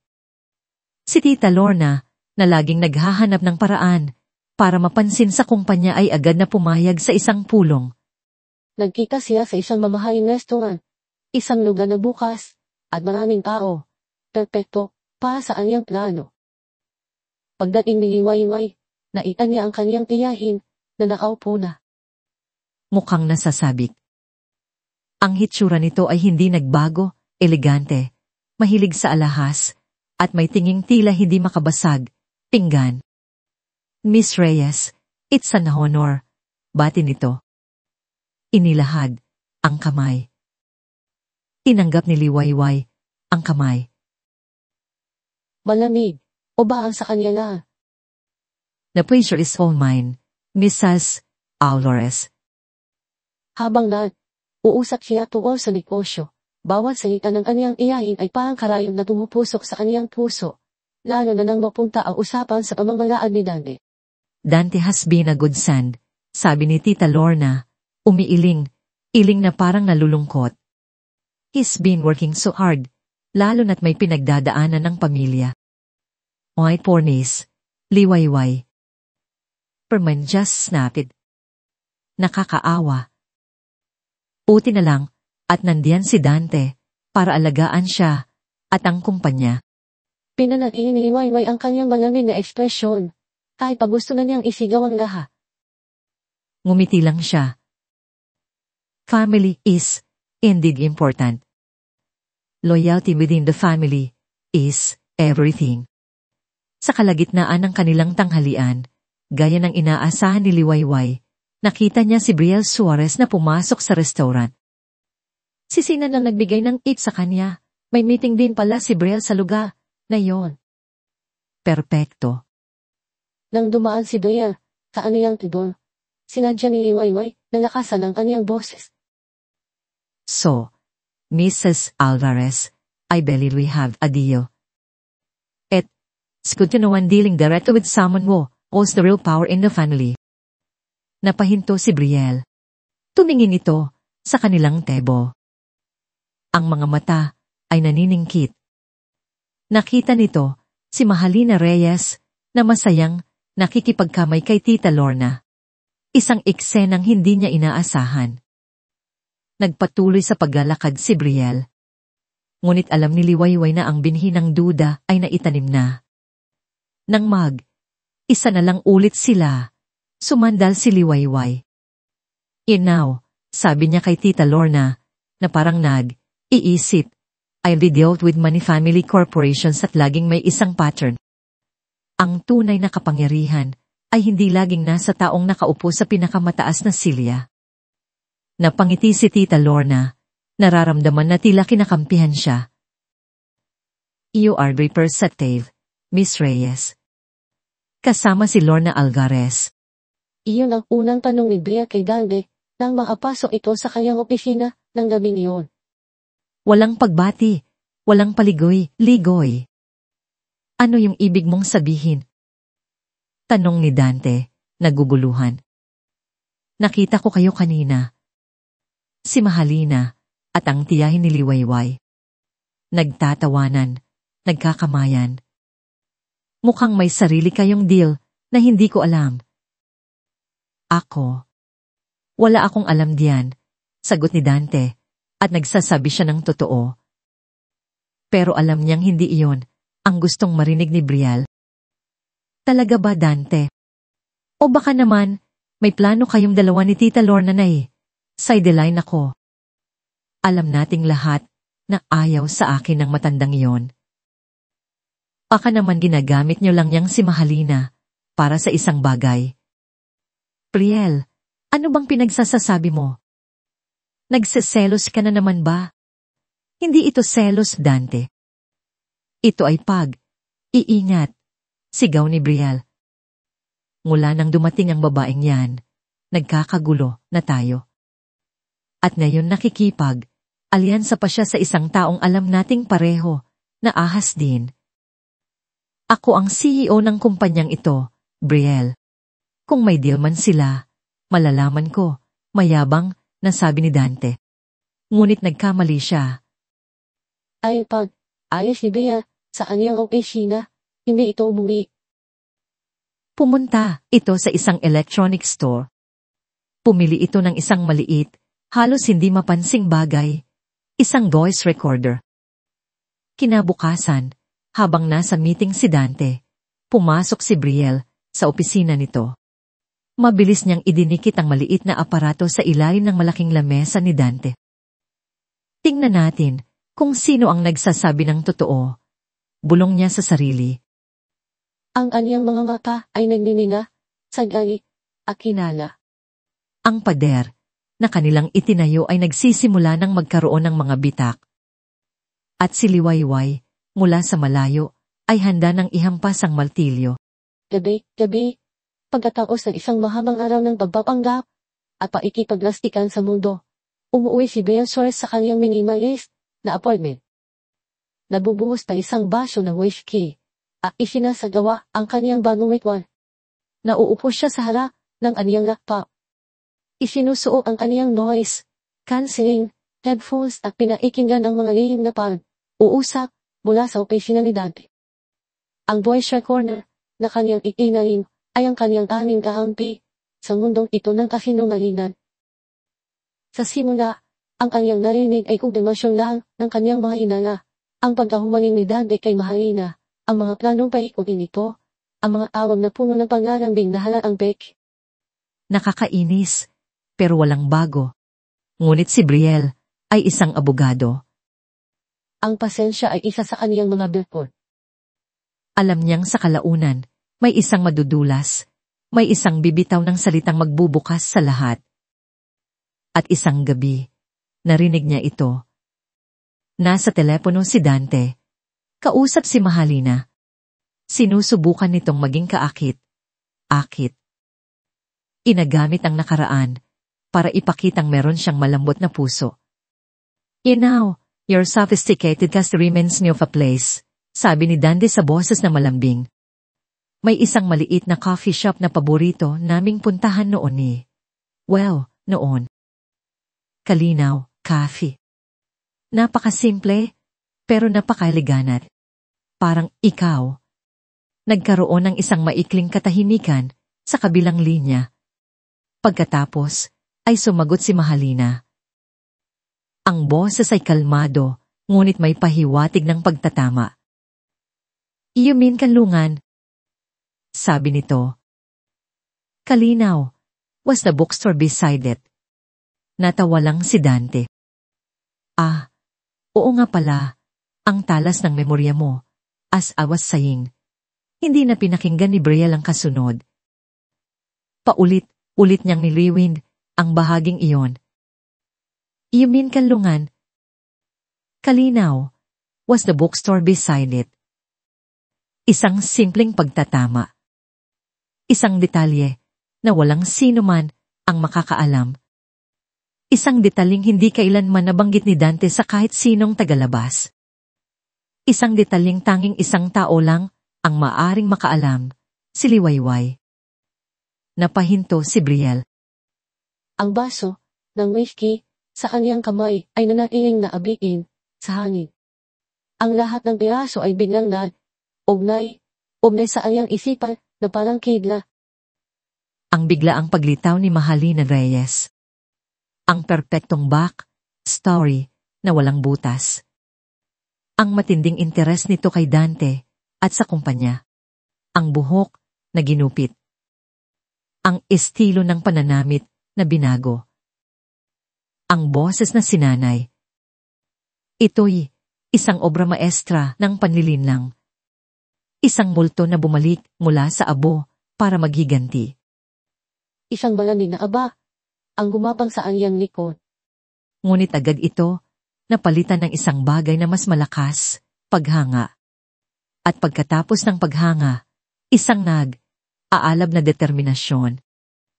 Ang talino mo, Liwayway. Ang talino mo talaga. Isip ni Brielle, isang babanganib ng ngiti ang dahang bumuhit sa kanyang mga labi. Akala mo, ikaw ang pusa sa larong ito. Pero ang hindi mo alam, ang hinahabol mong daga ay isa palang ahas. Hindi siya natakot. Siya ay nasabik. Ito ang uri ng laban na gusto niya.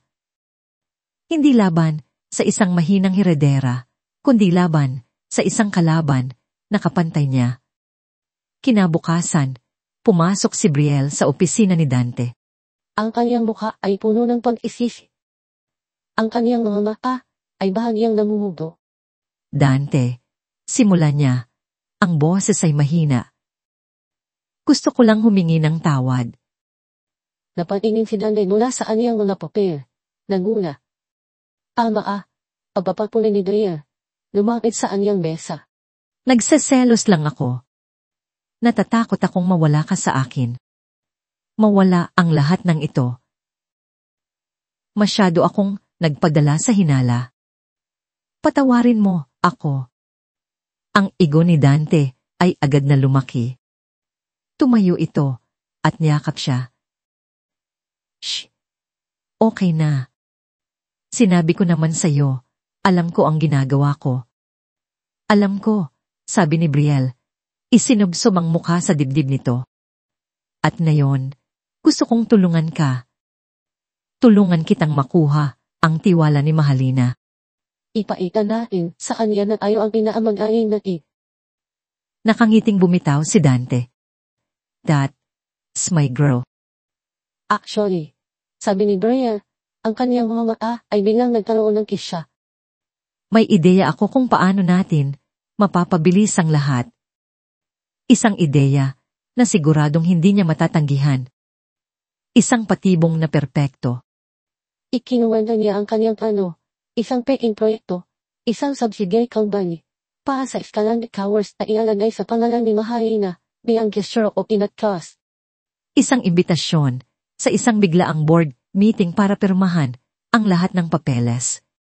Isang pag-attack na hindi niya makikita dahil akala niya siya ang umaatak. Ang mga mata ni Dante ay nagningas sa kasakiman at katalinuhan ng plano. Brielle, you are a genius. Water, ating remember. Sagot niya. Hinaplos ang pisngi nito. Lumipas ang isang linggo. Ang painay inihagis at si Mahalina, gaya ng inaasahan, ay kinagat ito. Ang tawag mula kay Dante ay dumating. Mahalina. Good news. The board loved the idea. They approved everything. Gusto nilang makipag-meeting sa iyo para sa contract signing. Today. Ngayon na. Can you come? Of course, sagot ni Mahalina sa kabilang linya. Ang boses ay kalmado. Ngunit alam ni Brielle na sa loob nito, nagdiriwang na ito. Pinanood ni Brielle mula sa bintana ng conference room habang bumababa si Mahalina Reyes mula sa kanyang itim na kotse. Ang lakad nito ay puno ng kumpiyansa. Ang kanyang mukha ay isang maskara ng tagumpay. Papasok siya sa lungga ng leon, iniisip na isa siyang mangangaso. Pumasok si Liwayway sa conference room. Malaki, malamig. Ang mahabang mesa ay napapaligiran ng mga board member na tapat kay Dante. Sa dulo ng mesa, magkatabing nakaupo sina Dante at Brielle. Ang mabigat na pinto ay nagsara sa kanyang likuran. Clyde. Ang tunog ay pinal. Ngumiti si Liwayway. Ang kanyang ngiti ay para sa isang taong malaki ng manalo. Gentlemen and lady, sabi niya. Tumango kay Brielle. Ngunit walang sumago sa kanyang ngiti. Ang mga mukha sa silid ay seryoso. Ang ngiti ni Dante ay nawala at napalitan ng isang mapanuyang ngisi. Ang kay Brielle ay isang malamig na ekspresyon ng tagumpay. Ang kumpiyansa sa mukha ni Liwayway ay dahang naglaho, napalitan ng pagkalito. Naramdaman niya ang pagbabago sa hangin. Naramdaman niyang may mali. Tumayo si Dante, dahan. Ang kanyang mga mata ay hindi na puno ng paglalasa kundi ng punong banunuya, akali. Ang galing, sabi nito, pumapalakpak ng marahan. Isang napakagaling na pagtatanghal. Halos naniwala na kami. Tumingin siya sa mga mata nito. Ang ngisi ay lumawak. Nung tanno si Liway. Ang pangalan niya, binika sa boses ni Dante, na puno ng panunuya, ay tumama sa kanya na parang isang malakas na sampal. Sa isang iglap, ang hangin sa silid ay tila naubos. Ang mga mukha ng board members ay naakitig sa kanya. Mga matang puno ng paghusga at pagkasuklam. Si Brielle ay nakangisi. Isang ngisi ng isang manlalaro ng ahidres na nagsasabing checkmate. Ito na ang sandaling kinatatakutan niya. Uli na siya. Naramdaman niya ang pagyanig ng kanyang mga tuhod. Ang maskara ni Mahalina Reyes ay nagsimulang mabasag. Pakiramdam niya ay bumalik siya sa simula. Ang babaeng walang laban na tinanggalan ng lahat. Ngunit habang tinitingnan niya ang nagtatagumpay na mukha ni Dante, isang bagay ang nagbago. Ang takot ay hindi naging pagkatalo. Ito ay naging gatong. Naalala niya ang malamig na sahig ng bahay, paghilong. Naalala niya ang tema ng kaniyang ikalor na. Naalala niya ang determinasyon sa mga mata ni Sinag. Hindi. Hindi pa ito tapos. Dahan. Ang pakot sa kaniyang mukha ay napalitan. Ang nanginginig niyang mga labi ay dahang bumuo ng isang ngiti. Isang maliit na ngiti sa simula. Pagkatapos ay lumawak ito, naging isang ngiting puno ng kumpiyansa at awa. Napakunot ang noo ni Dante at Brielle. Hindi ito ang reaksyong inaasahan nila. Akala niyo ba, nahuli niyo ako? Sabi ni Liwayway. Ang kaniyang boses ay hindi na ay mahina. Hindi na rin. Sa dating Liwayway. Ito ay boses ng isang babaeng dumaan sa apoy at lumabas na buo. Ang hindi niyo alam, ako ang nagpasok sa inyo sa sarili niyong bitag. Isang halakhak ang kumawala sa kanya. Hindi malakas, ngunit puno ng kapangyarihan. Isang halakhak na nagpatindig sa balahibo ng lahat ng nasa silid. Anong pinagsasabi mo? Nanggagalaiting tanong ni Dante. Ang kaniyang pagkalito ay napapalitan na nainis. Wala ka ng kawala, Liwayway. Tapos na ang laro mo. Sa tingin mo ba talaga ang mga taong ito? Sabi ni Liwayway. Iginagala ang tingin sa mga board member na sunuran kay Dante. Ang tunay na may kapangyarihan sa kumpanyang itinayo ng ama ko. Bago pa man makasagot si Dante, ang malaking pinto ng conference room ay muling bumukas. Ngunit hindi para isara, kundi para magbigay daan. Pumasok si Dr. Sinag Alvaro. Ang kaniyang mukha ay kalmano at nalanglinado. Sa likod niya ay ang tatlong pinaka-senior na miyembro ng Board of Directors ng Dimakulangan Holdings, mga taong matagal nang tapat sa ama ni Liwayway na pinilit ni Dante na sideline. At sa likod nilang lahat, 2 unipormadong pulis ang pumasok. Ang kanilang presensya ay nagpabigat lalo sa atmosfera ng silid. Nanlaki ang mga mata ni Dante. Napahakbang paatras si Brielle. Ang kaniyang upak na matalas ay ngayon lang nagsimulang maintindihan ang laki ng kaniyang pagkaamay. Ang patibong na inilatag nila ay para pala sa kanila. Magandang umaga sa inyong lahat, bati ni Liwayway.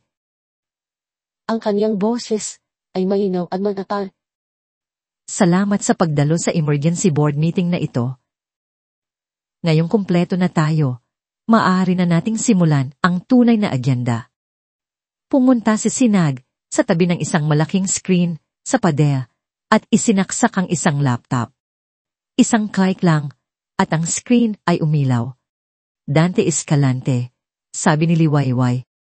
Ang kanyang tingin ay matalim na parang punyal. Inaakusahan kita ng fraud, malversation ng company funds, at conspiracy para iligal na bekay ng iyong asawa para makuha ang kanyang yaman. Kasinungalingan, sigaw ni Dante. Wala kang ebidensya. Talaga ba? Isang malamig na ngiti ang muling gumuhit sa labi ni Liwayway. Sinag, play ang exhibita. Isang audio file ang tumugtog. Ang boses ni Dante ay umalingaw-ngaw sa buong silid, malinaw at mayabang. Si Liwayway. Mahina yon. Isang pirma lang, nakuha ko na ang lahat. Madaling naniwala na para sa kanya ang lahat. Ngayon, nabubulok na siya sa isang mental hospital habang tayo ang nagpapakasasa sa pinaghirapan ng pamilya niya. Ang boses na yon ay mula sa isa sa mga uusap nila ni Mahalina sa telepono na palihim niyang ni-record. Namutla si Dante. Tumingin siya kay Brielle na ngayon ay kasing puti na ng papel ang mukha. Exhibit, utos ni Liwayway. Lumitaw sa screen ang mga kopya ng bank statement, mga wire transfer papunta sa mga offshore account na nakapangalan kina Dante at Brielle. Milyong piso na ninakaw mula sa kumpanya. Nagsimulang magbulungan ang mga tunay na board member. Ang mga loyalista ni Dante ay hindi makatingin. Para sa ating grand final, sabi ni Liwayway, ang kaniyang boses ay biglang lumabo. Puno ng isang nakakakilabot na kalungkutan. Ang ebidensyang mawasak, Hindi lang sa kaso nyo, kundi sa puso ko. Lumapit si Sinag. Sa pagkakataong ito, isang video ang kanyang ipinakita. Lumitaw sa screen ang mukha ni Tita Lorna, kuha sa isang tahimik na silid. Ang kanyang mukha ay pagod. Ang kanyang mga mata ay puno ng luha at agsisisi. Inamin ko, sabi ng nanginginig na boses ni Tita Lorna sa video. Nilin lang ako ni Dante. Ipinakita niya sa akin ang isang peking huling habili ni Kuya na nagsasabing may sakit daw, talaga sa isip si Liwayway at kailangang protektahan. Naniwala ako. O baka gusto ko lang maniwala dahil sa inggit. Pinirmahan ko ang papeles. Patawarin mo ako, Liwayway. Patawarin mo ako, anak. Kung ang mga naunang ebidensya ay mga pako, ang testimonya ni Tita Lorna ang martilyong bumaon sa mga ito sa kabaong ni Dante at Brielle. Katahimikan. Tapos na ang laro. Lumapit ang dalawang pulis. Dante Escalante, Brielle Suarez, inaaresto kayo para sa mga nabanggit na kaso. May karapatan kayong manahimik. Hindi niyo ako pwedeng galawin. Nagwawalang sigaw ni Dante habang pinupusasan. Hindi pa tapos to. Tumingin siya kay Liwayway. Ang kanyang mga mata ay aapoy sa suklan ng dali. Kalmado siyang tiningnan ni Liwayway. Ang lahat ng sakit at luha ay nawala na, napalitan ng isang malamig at hindi matitinag na kapayapaan. Para sa iyo, sagot niya, ang bawat salita ay may bigat at pinal. Nagsisimula pa lang. Ang ingay ng tagumpay ay mabilis na napalitan ng isang matunog na katahimikan. Matapos ang kaguluhan sa conference room, matapos dalhin ng mga pulis sina Dante at Brielle, naiwan si Liwayway kasama si Sinag at ang mga matatandang miyembro ng board. Ang mga sumunod na oras ay naging isang mabilis na serye ng mga aganapan, mga pahayag sa pulis, mga uusat sa mga abogado, at isang emergency meeting para opisyal na ibalik sa kanya ang kontrol sa di makulangan holdings. Ngunit nang matapos ang lahat at uwian na ang lahat ng tao, naiwan si Liwayway sa gitna ng malawak na opisina ng CEO, ang opisina na dati sa kanyang ama, pagkatapos ay inanaw ni Dante, at ngayon ay sa kanya na. Ang pakiramdam ay hindi purong saya. Ito ay mabigat. Isang pinaghalong ginhawa, pagod, at isang malalim na kalungkutan. Nanalo siya sa laban, ngunit ang mga sugat ay naroon pa rin. Ang pinakamalaking sugat ay may pangalang Lorna. Isang linggo pagkatapos ng insidente, nagpa siya si Liwayway na harapin ito, hindi dahil sa obligasyon, kundi dahil kailangan niya ito para sa sarili niyang kapayapaan. Pumunta siya sa CEJ, kung saan pansamantalang nakakulong ang kanyang Tita Lorna habang hinihintay ang piyansa. Ang silid, dalawanan ay maliit at kulay abo. Isang malaking kaibahan sa marangyang buhay na kinalaihan ng kanyang iyain.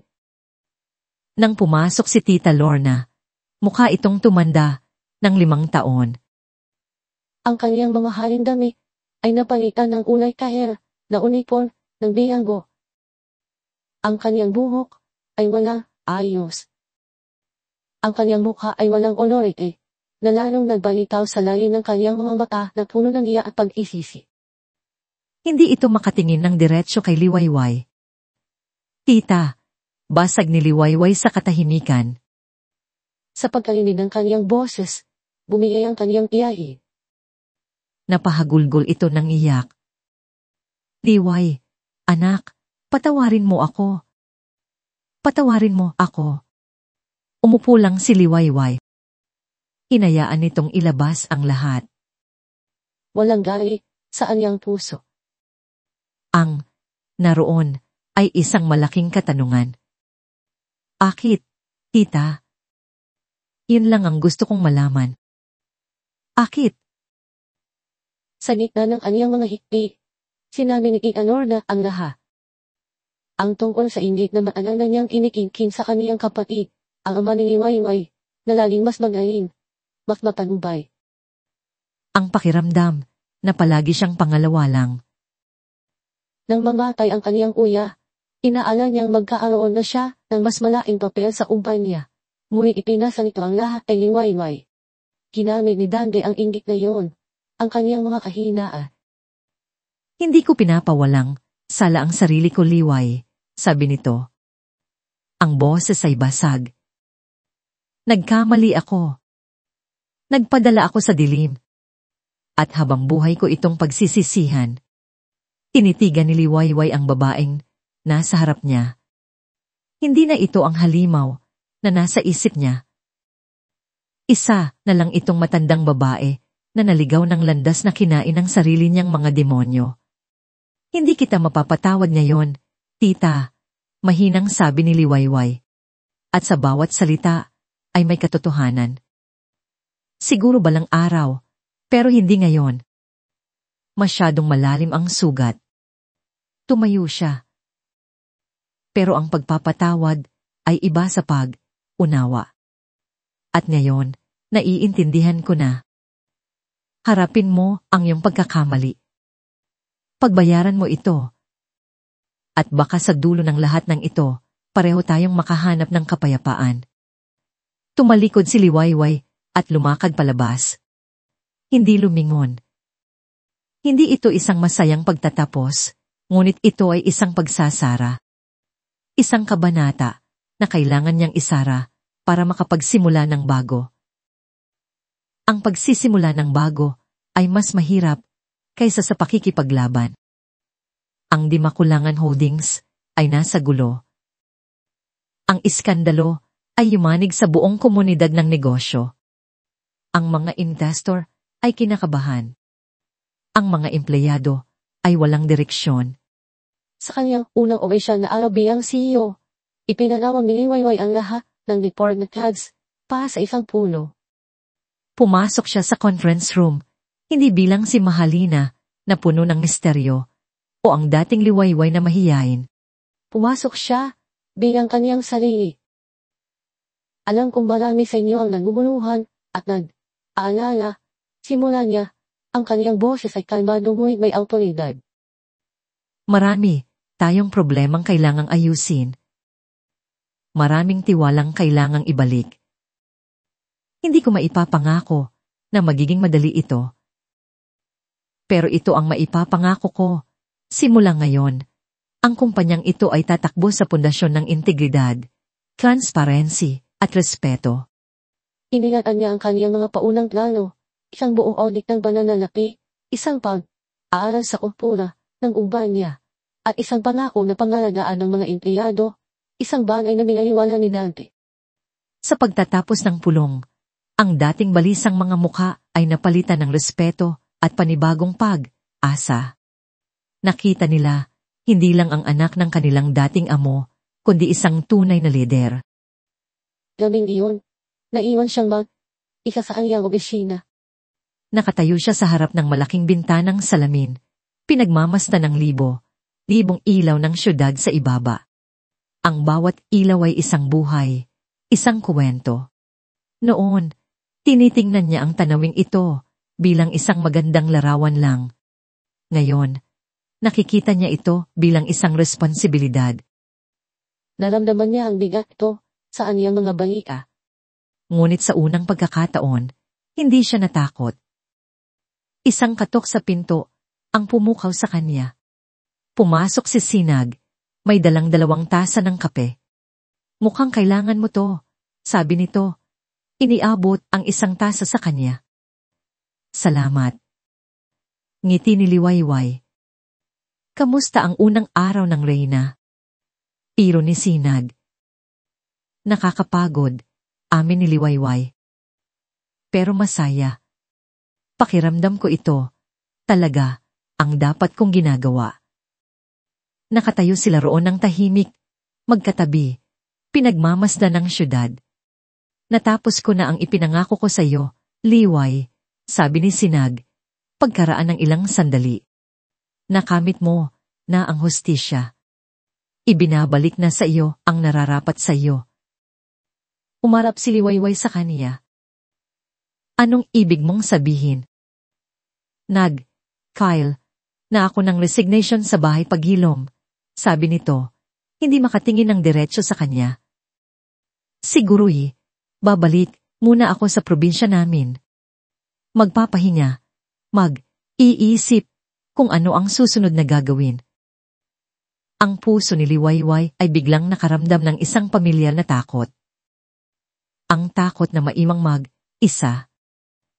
Saan ka pupunta? Tanong niya. Ang kanyang boses ay mas mahina kaysa sa inaasahan niya. Tumingin si Sinag sa kanya at sa mga mata nito, nakita ni Liwayway ang isang komplikadong emosyon, isang pinag-anong paghanga, pag-aalala, ay isang bagay na hindi pa niya nakikita dati. Isang bagay na nagpaabog sa kanyang dibdib.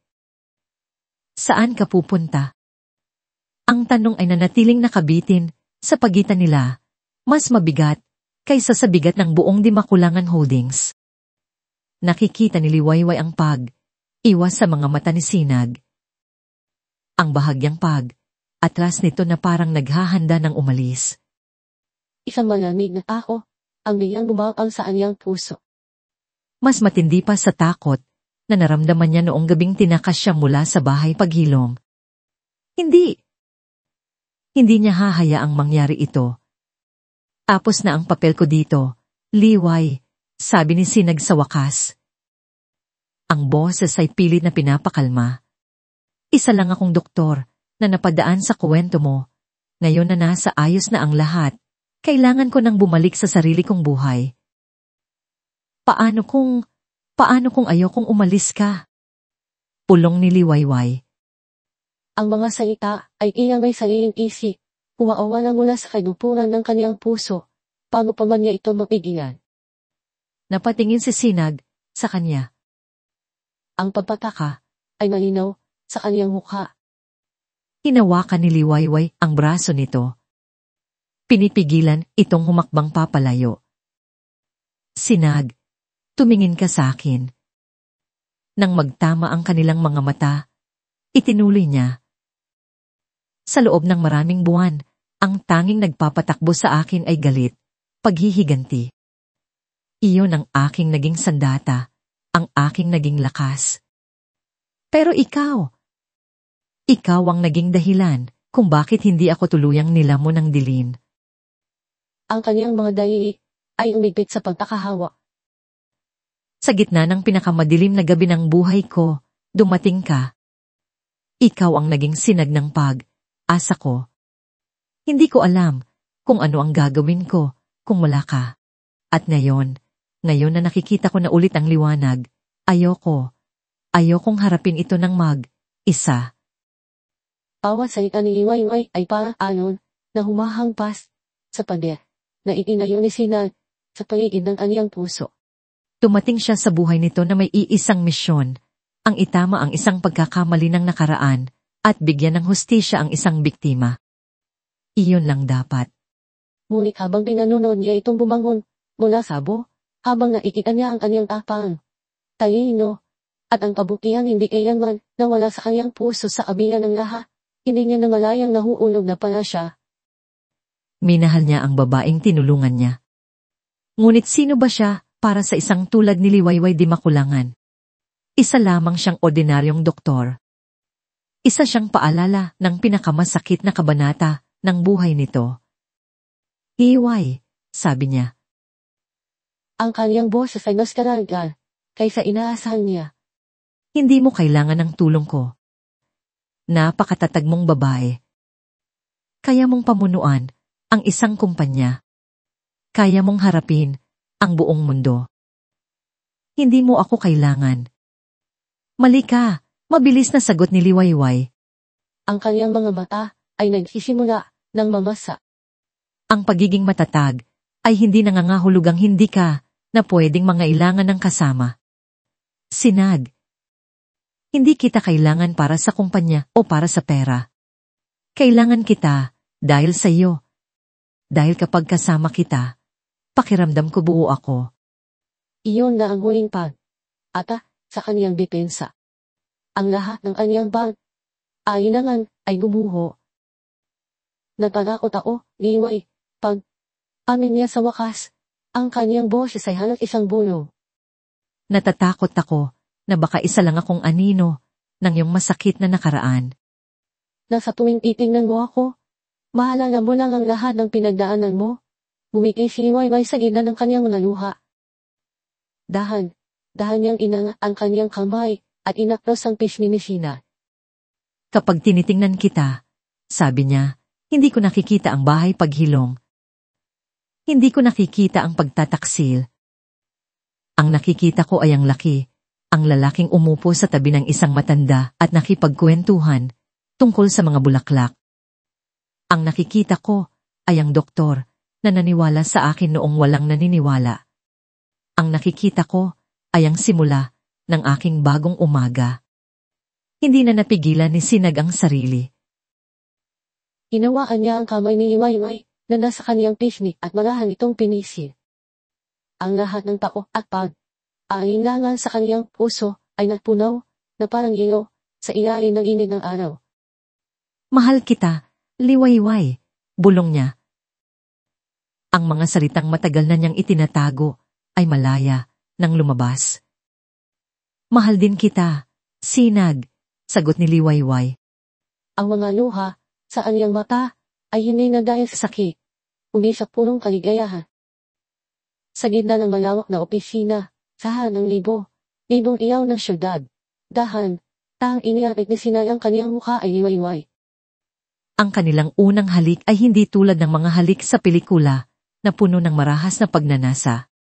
Ito ay tahimik, marahan, puno ng unawa, respeto, at pangako ng isang bagong simula.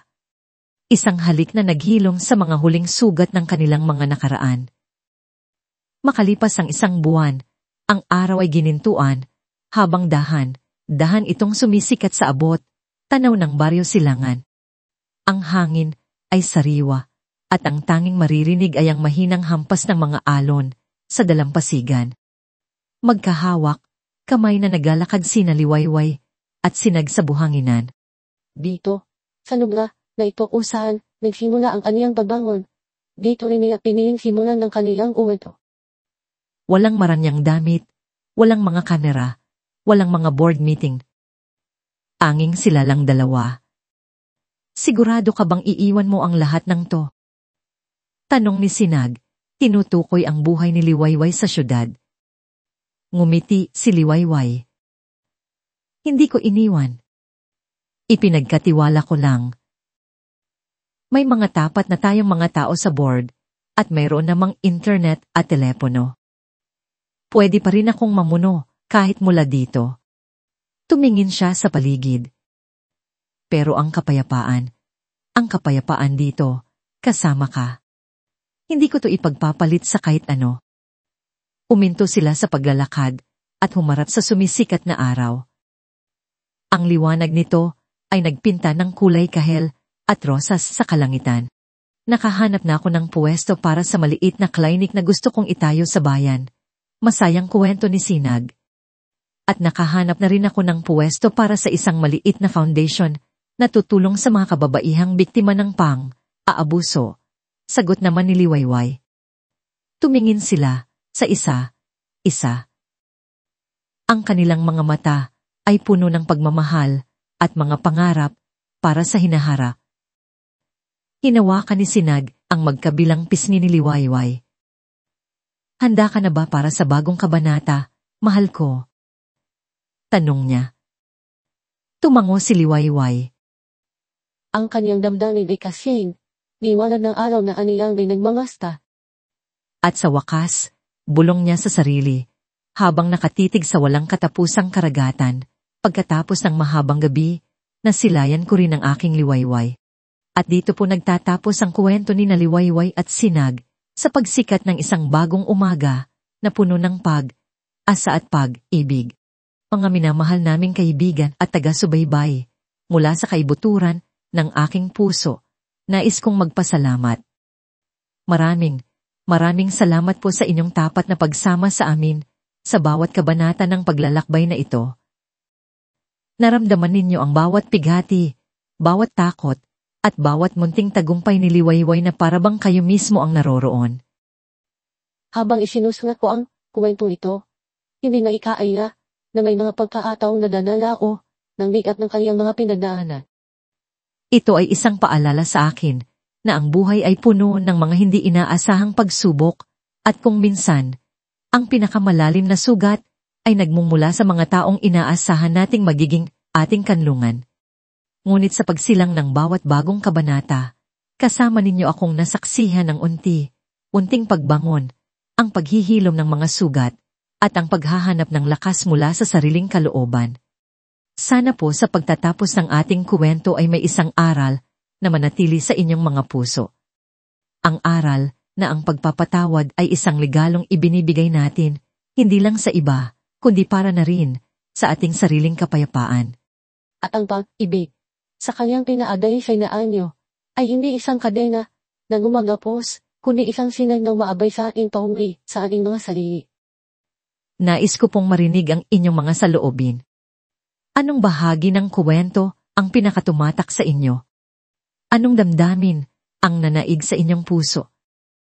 Ang inyong mga komento ay nagbibigay buhay at inspirasyon sa manunulat na tulad ko.